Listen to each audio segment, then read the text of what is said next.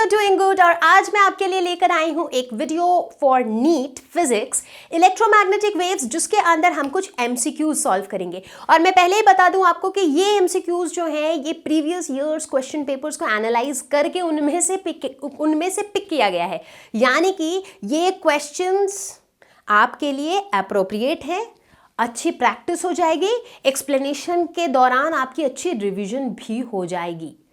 So what are we waiting for? Let's get started. Question number 8. The wave function in SI unit for a light wave is given by psi is equal to 10 to the power 3 sin pi 3 into 10 to the power 6x minus 9 into 10 to the power 14 t. The frequency of the wave is equal to. तो जब भी इस तरह के question हो, सबसे पहले आप ये देखिए कि जो इक्वेशन गिवन है, इस इक्वेशन को जनरल इक्वेशन से कंपेयर करके आप क्या वैल्यू निकाल सकते हैं। तो हमें ये पता है कि हमेशा ये वाला जो पार्ट होता है ये साइन के एक्स माइनस ओमेगा टी के फॉर्म में होता है और ओमेगा के साथ फ्रीक्वेंसी का रिलेशन होता है, क्योंकि ओमेगा एंगुलर फ्रीक्वेंसी है, राइट। तो उसके हिसाब से ओमेगा की वैल्यू क्या हो जाएगी, 9 into 10 to the power 14 into pi, क्योंकि नॉर्मली क्या होता है, नॉर्मली जनरल इक्वेशन में साइन के एक्स माइनस ओमेगा टी होता है। तो यहाँ पे भी इस पाई को अगर हम अंदर डाल देंगे तो फिर हम कंपेयर करेंगे तो ओमेगा की वैल्यू होगी 9 into 10 to the power 14 into pi. अच्छा, ओमेगा की जगह हम लिख सकते हैं 2 pi nu is equal to 9 into 10 to the power 14 into pi. Pi और पाई कैंसिल हो जाएगा तो न्यू हो जाएगा 9 into 10 to the power 14 divided by 2, तो ये हो जाएगा 4.5 into 10 to the power 14 hertz. तो यहां पे सही ऑप्शन है ए। Question number 9. The electric and magnetic field associated with an electromagnetic wave propagating along the positive z-axis can be represented by. तो सबसे पहले क्वेश्चन को अच्छे से समझना होगा। यहाँ पे कहा जा रहा है कि जो वेव है, इलेक्ट्रोमैग्नेटिक वेव, ये किस डायरेक्शन में प्रोपगेट कर रहा है, अलोंग पॉजिटिव जेड एक्सिस।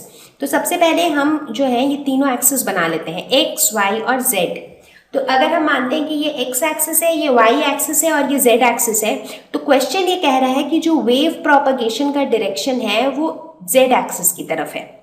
और हमें यह पता है कि इलेक्ट्रोमैग्नेटिक वेव में इलेक्ट्रिक फील्ड, मैग्नेटिक फील्ड और वेव प्रोपगेशन, ये तीनों का जो डायरेक्शन है ये आपस में परपेंडिकुलर होता है। तो इसका मतलब है अगर वेव जो है वो जेड एक्सिस के अलोंग प्रोपगेट कर रहा है तो इलेक्ट्रिक फील्ड और मैग्नेटिक फील्ड एक्स और वाई एक्सिस में होगा। मतलब दोनों सेम डायरेक्शन में तो हो नहीं सकता है, दोनों में से एक एक्स एक्सिस के अलोंग होगा और दूसरा वाई एक्सिस के अलोंग होगा। अब हम ऑप्शंस देखते हैं। पहला ऑप्शन है ई नॉट के। एक और बात, एक्स एक्सिस के अलोंग जो भी मूव कर रहा है वो डिनोट होगा आई से, वाई एक्सिस के अलोंग का जो यूनिट वेक्टर है वो है जे और जेड एक्सिस के अलोंग है के। ठीक है, तो मतलब एक बात तो साफ है कि इलेक्ट्रिक फील्ड या मैग्नेटिक फील्ड के अलोंग तो नहीं होगा। इसका मतलब ऑप्शन ए का करेक्ट होने का कोई चांस नहीं है, ऑप्शन सी का भी करेक्ट होने का कोई चांस नहीं है। ठीक है, तो बी या डी में से कोई एक करेक्ट है। बी के अकॉर्डिंग ई और बी दोनों ही जो है वो जे के अलोंग होगा। अब दोनों सेम डायरेक्शन में भी नहीं हो सकता है, तो हमारा सही ऑप्शन क्या है, डी। डी के हिसाब से जो ई है वो एक्स एक्सिस के अलोंग होगा और जो बी है वो वाई एक्सिस के अलोंग होगा। Question number 11. The oscillating electric and magnetic field vectors of electromagnetic wave are oriented along.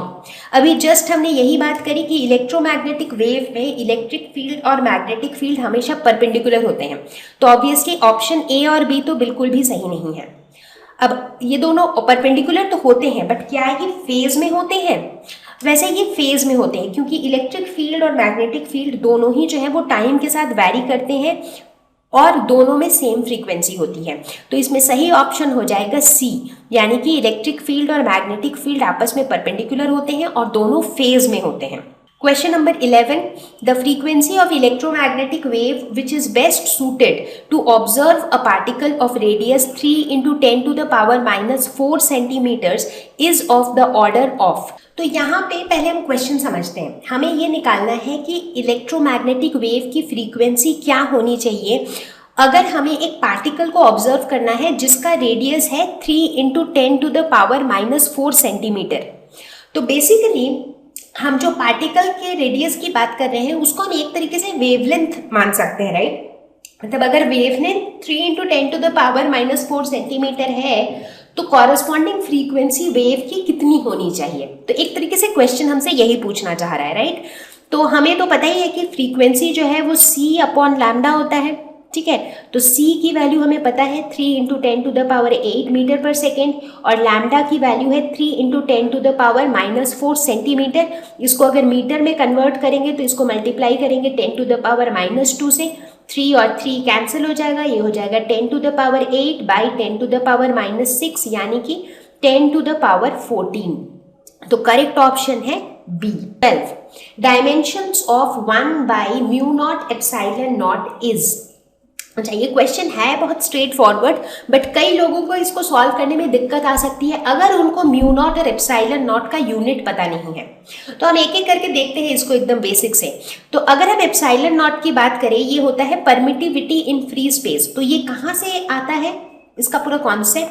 तो अगर आप याद करें कूलम्स लॉ, तो उसमें हम देखते हैं कि फोर्स जो होता है वो होता है 1/4πε0 Q1 Q2/r²। अगर हमारे पास दो चार्ज पार्टिकल है, दोनों के बीच का डिस्टेंस अगर r है, तो उन दोनों के बीच का जो फोर्स होता है वो हमें इस एक्सप्रेशन से मिलता है। तो यहाँ से हम कह सकते हैं कि जो ε0 है वो हो जाएगा 1/4πf × Q1 Q2/r², ठीक है। तो यहाँ से अगर हम ε0 का डायमेंशनल फॉर्मूला निकालना चाहें तो हम आराम से निकाल सकते हैं। बेसिकली इसका जो यूनिट हो जाएगा ये क्या हो जाएगा, Q² मतलब चार्ज स्क्वायर। तो चार्ज का क्या होता है डायमेंशन, ये होता है एम्पियर। तो basically ampere square divided by force का डायमेंशन क्या होता है, mass into acceleration, mass into acceleration. Acceleration होता है मीटर पर सेकेंड स्क्वायर, ठीक है। और जो r है यानी कि लेंथ, डिस्टेंस, इसका हो जाएगा l²। तो बेसिकली ε0 का जो डायमेंशन फॉर्मूला हो जाएगा वो ये होगा। तो ये कितना हो जाएगा, ये हो जाएगा a² m⁻⁻1 l⁻⁻3, क्योंकि l⁻2 प्लस l⁻1 और t⁻2, ये हो जाएगा डायमेंशनल फॉर्मूला ε0 का। ठीक इसी तरीके से हम μ0 का डायमेंशनल फॉर्मूला निकालते हैं। तो μ0 का जो यूनिट होता है वो होता है न्यूटन पर एम्पियर। तो न्यूटन यानी कि फोर्स हो जाएगा मास इंटू एक्सेलरेशन पर एम्पियर। तो पर एम्पियर, एम्पियर क्या हो जाएगा, एम्पियर इज बेसिकली करंट, मतलब कि चार्ज पर यूनिट टाइम। तो चार्ज का डायमेंशनल फॉर्मूला हो जाएगा A और पर यूनिट टाइम यानी कि T, करेक्ट। तो μ0 का जो यूनिट होता है वो होता है न्यूटन पर एम्पियर स्क्वायर। तो यहाँ पे ये हो जाएगा स्क्वायर, ठीक है। तो यानी कि इसको हम लिख सकते हैं ml t⁻⁻2 t⁻⁻2 कैंसिल हो जाएगा और ये हो जाएगा a⁻⁻2। तो अब अगर हमको डायमेंशन निकालना है 1/μ0 ε0 का, तो ये हो जाएगा 1/μ0 का जो डायमेंशन है वो है ml a⁻⁻2 और ε0 का है a² m⁻⁻1 l⁻3 t²। तो a⁻⁻2 और a⁻2 कैंसिल हो जाएगा, m और m भी कैंसिल हो जाएगा। तो हमारे पास बचेगा 1/l⁻2 t⁻2 यानी कि l⁻2/t⁻2। तो यानी कि करेक्ट ऑप्शन है C। Question number 13, a plane electromagnetic wave is incident on a material surface, ठीक है। The wave delivers momentum P and energy E। तो कोई भी एक सरफेस है जिसके ऊपर एक इलेक्ट्रोमैग्नेटिक वेव फॉल किया, ठीक है। तो जैसे ही एक इलेक्ट्रोमैग्नेटिक वेव फॉल करेगा तो क्या होगा, कुछ ना कुछ मोमेंटम वो इम्पार्ट करेगा, क्योंकि इलेक्ट्रोमैग्नेटिक वेव की कुछ ना कुछ एनर्जी तो होगी ही। तो यानी कि जो मोमेंटम ये इम्पार्ट करेगा सरफेस पे, उस सरफेस पे जो मोमेंटम इम्पार्ट होगा वो कभी जीरो तो नहीं होगा। तो ना ही मोमेंटम जीरो होगा और ना ही एनर्जी जीरो होगा। तो करेक्ट ऑप्शन है C, क्योंकि कुछ ना कुछ मोमेंटम ये ट्रांसफर करेगा ही, कुछ ना कुछ एनर्जी भी ये कैरी करेगा ही। Question number 14. An electromagnetic wave going through vacuum is described by E is equal to E0 sin kx minus omega t. Which of the following is or are independent of the wavelength? तो इसमें हम एक एक करके सबका देखते हैं, ठीक है। तो जो पहला ऑप्शन है वो है के, यानी कि वेव नंबर। हमें पता है कि वेव नंबर होता है 2π/λ, तो यानी कि जो वेव नंबर है वो लैम्डा पे डिपेंडेंट है, वेवलेंथ पे डिपेंडेंट है, तो के तो सही ऑप्शन नहीं है। दूसरा ऑप्शन है ओमेगा। ओमेगा यानी कि एंगुलर फ्रीक्वेंसी, ये होता है 2π/न्यू, और न्यू जो फ्रीक्वेंसी है ये होता है c/λ, तो ये ओमेगा भी जो है वो लैम्डा पे डिपेंडेंट है, तो ये भी करेक्ट ऑप्शन नहीं है। तीसरे ऑप्शन पे जाते हैं k/ओमेगा, तो k है 2π/λ डिवाइडेड बाई ओमेगा है 2πc/λ,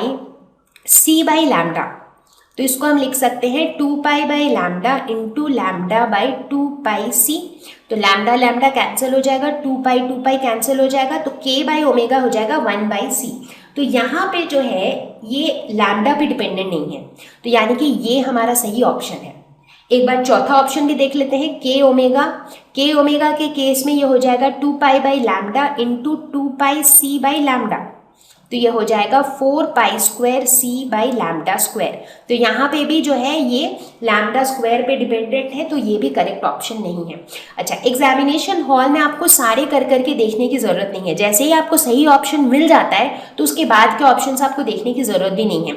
मैं यहाँ पे इसलिए करती हूँ ताकि इससे आपको क्लियरली समझ में आ जाए चीज़ें, और ऊपर से सारे ऑप्शंस को एक बार डिस्कस करने से आपके लिए एक बार रिवीजन भी हो जाता है। कहीं एग्जाम पेपर में आपको किसी दूसरे ऑप्शन से रिलेटेड कुछ क्वेश्चन आ गया तो तभी भी आपको थोड़ी हेल्प मिलेगी, ठीक है। तो जो भी ये नीट के वीडियोस में हम क्वेश्चन सॉल्व करें उसमें मेन फोकस ये है कि आपको कॉन्सेप्ट अच्छे से समझ में आना चाहिए, ताकि अगर क्वेश्चन को थोड़ा घुमा फिरा के भी पूछा जाए तभी भी आप उसको सॉल्व कर सकते हैं। और जहाँ तक स्पीड की बात है, जैसे जैसे आप प्रैक्टिस करते रहेंगे आपके स्पीड में काफ़ी इंप्रूवमेंट भी आएगा। तो मुझे उम्मीद है कि ये जो नीट का स्पेशल वीडियो था इलेक्ट्रोमैग्नेटिक वेव्स पे, इससे आपको हेल्प मिली होगी। तो जल्दी ही मिलते हैं अगले लेसन के साथ। तो बच्चा पार्टी कैसा लगा ये वीडियो? तो मुझे उम्मीद है कि इस तरह के छोटे छोटे वीडियोस जिसके अंदर हम MCQs प्रैक्टिस करते हैं, जिसके अंदर हम लेसन के कुछ कुछ इंपॉर्टेंट टॉपिक्स की समरी देखते हैं, ये आपको नीट की तैयारी में काफ़ी हेल्प करेगा। इनफैक्ट आपको रिवाइज करने में काफ़ी हेल्प कर रहा होगा। तो आप हमें ज़रूर बताइएगा कि वीडियो कैसा लगा। किसी भी तरह का फीडबैक हो, सजेशन हो, उसे आप कॉमेंट सेक्शन में डाल दीजिएगा, हमें बहुत अच्छा लगेगा, ठीक है। तो आप घर पर रहिए, सेफ रहिए, ध्यान रखिए अपना, और अच्छे तरह से मन लगा के तैयारी करते रहिए। So I will see you all very soon with the next video. Take care, bye bye.